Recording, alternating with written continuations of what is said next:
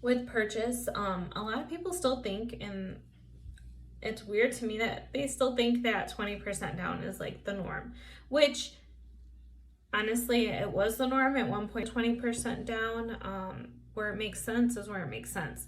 Everybody has a different lifestyle, different goal, different things going on, family, investments, you name it. There's a ton of things out there that are affecting these kind of decisions. Maybe it is like you have to get out of your house, whether it be separation, divorce, or maybe you're just turning 18 and you want to get out of the house. There's different things for purchasing a new home, and life happens. So it's totally up to you, and just kind of knowing some of the tools, how much cash, and knowing that you can go into a different loan with a lesser amounts required or something. There's just options out there for you should know about. So just coming from a heavy retail background, I know a lot when it comes to helping to get the loans successfully put through the systems and stuff. So I've had a lot of situations where I have had clients that are, basically we had to work through a lot of nuances: credit score, debt to income, cash to put down. I'm not going to sugarcoat it. So there are programs out there for grants. You can check with the state that you're in. Typically you can look at grants, first time home buyers, if you have that.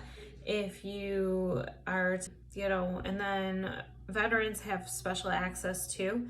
So with what I'm used to seeing is 3% down, 3.5% down, 5% down.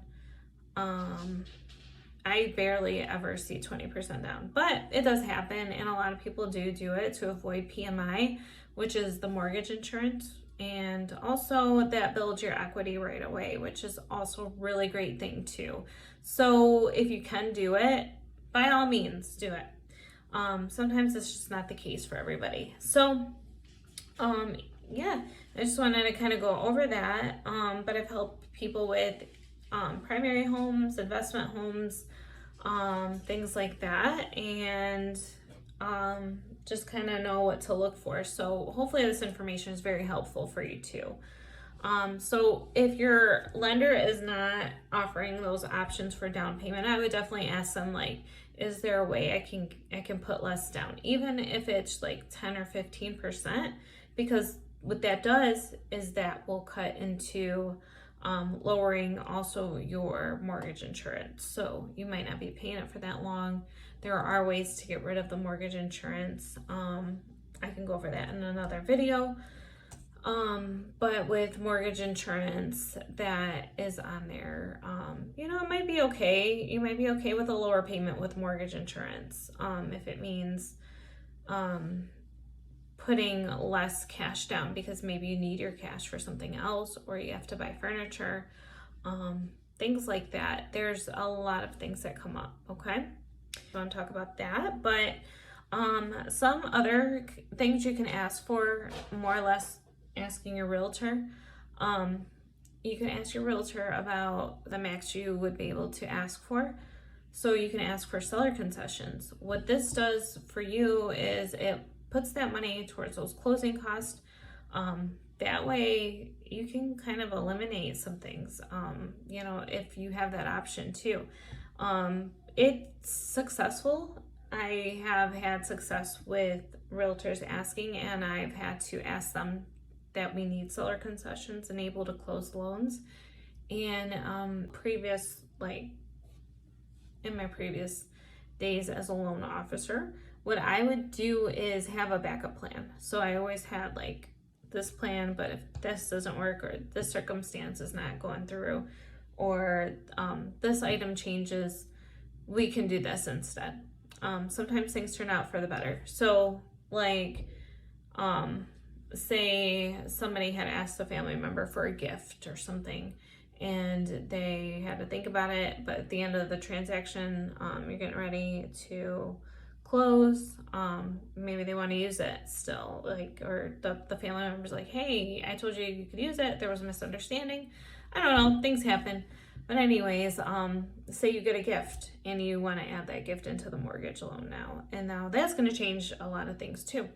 So you can go in and kind of, with how I used to basically be able to make accommodations for that. And then what happens is just like less cash at closing, which is very nice. I always want to hold on to as much cash as I can.